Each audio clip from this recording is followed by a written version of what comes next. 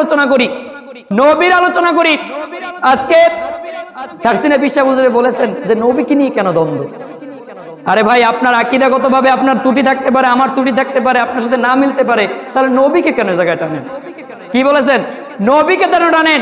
তাহলে আপনার আমারও কথা এইটা যে আপনার আকীদাগত সমস্যা থাকতে পারে, আপনি কেন নবীকে নিয়ে প্রশ্ন করেন? অনেকে বলে নবী আমাদের মতোই মানুষ। কথা বলেন, নবী কি আমাদের মতো মানুষ?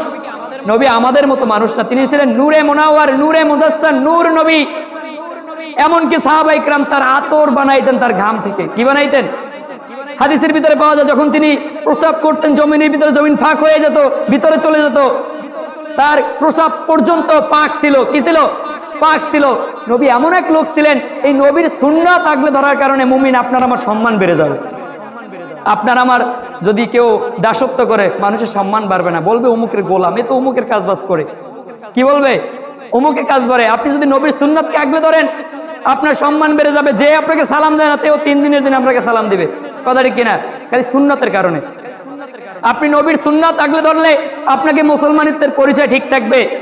আপনি যদি নবীর সুন্নাতকে আগলে না ধরেন, আপনি মুসলমান কিনা এটাও বোঝা যাবে না। কথা ঠিক কিনা? আপনি নবীর সুন্নাতকে আগলে ধরেন, নবীকে মহব্বত করেন, তাহলে আপনার আমার জন্য একালে ফায়দা।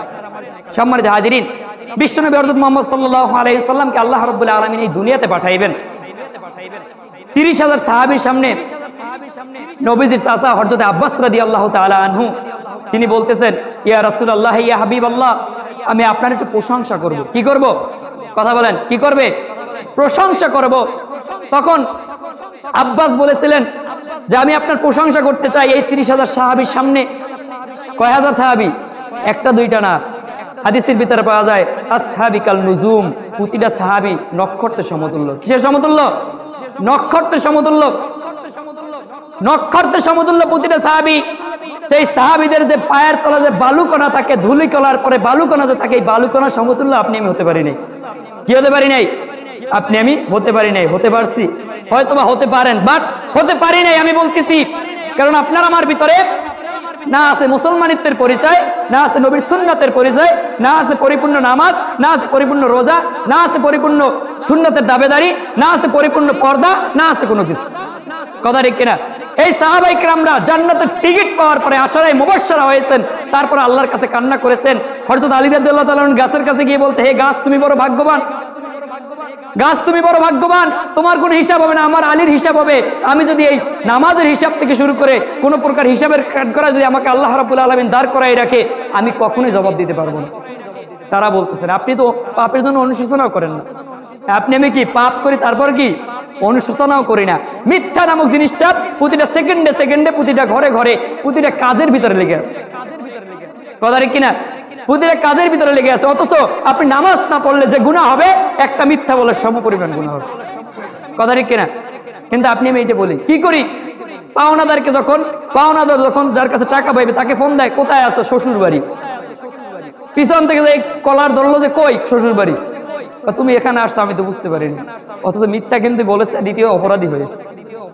কথা ঠিক কিনা? আপনারা যারা আছেন, টাকা পয়সা যাদের কাছে পাইবেন, অনেকে অনেকভাবে বলে। আবার বলে অটোতে কিনে গাড়িতে যাইতেছে, কোথায়? এই আইয়ে পড়ছে আমতলির কাছাকাছি, 2 মিনিট লাগবে। কিনা সে মানিকজুরি। এই যে মিথ্যাগুলা রয়েছে, এগুলা থেকে আপনাকে আমাকে আল্লাহ পাক বর্জন করার মতো তৌফিক দান করুন সকল, আল্লাহুম্মা আমিন। সম্মানিত হাজিরিন, হযরত আব্বাস রাদিয়াল্লাহু তাআলা আনহু নবীজির চাচা বলতেছেন, ইয়া রাসূলুল্লাহ, ইয়া হাবিবাল্লাহ, আপনি যখন নবী ছিলেন, কোথা থেকে নবী ছিলেন জানেন? কোথা থেকে? আপনি যখন আদমের সাথে জান্নাতে ছিলেন, আদমও যেখানে ছিলেন আপনিও সেখানে ছিলেন। জোরে বলুন সুবহানাল্লাহ। আদমও যেখানে ছিলেন আপনিও সেখানে ছিলেন। আল্লাহর হাবিব সাল্লাল্লাহু আলাইহি ওয়াসাল্লাম কিছু বললেন না। কিছু বলছেন? বলতেছেন যে হ্যাঁ, কিছুই বলেন নাই। যদি ভুল বলতে তাহলে তো সমস্যা ছিল। তাহলে এই জায়গায় আরেকটা হাদিস, হযরত জিবরিল আমিন আলাইহিস সালাম আল্লাহর হাবিব সাল্লাল্লাহু আলাইহি ওয়াসাল্লামকে প্রশ্ন করেছিলেন, ইয়া রাসূলুল্লাহ, ইয়া হাবিবাল্লাহ, আপনার বয়স কত? আমি মনে হয় আপনার বড় হব, এরকম একটা প্রশ্ন আসছিল। তখন বলেছিলেন, তুমি কি আকাশের ভিতরে নক্ষত্র দেখতে? যে হ্যাঁ দেখেছি। কতবার দেখেছো? যে 70,000 বার। একবার দেখতাম, আবার 70,000 বছর পর আবার একবার দেখতাম, এইভাবে 70,000 বছর বার দেখেছি। জোরে বলুন সুবহানাল্লাহ। তখন বলতেছে যে আমি ছিলাম সেই নক্ষত্র। জোরে বলুন সুবহানাল্লাহ।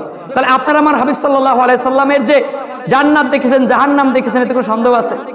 দেখেছেন তো দেখেছেন, আবার আল্লাহ রাব্বুল আলামিন মেরাজ ঘটাই আবার দেখাইছে। জোরে বলুন সুবহানাল্লাহ।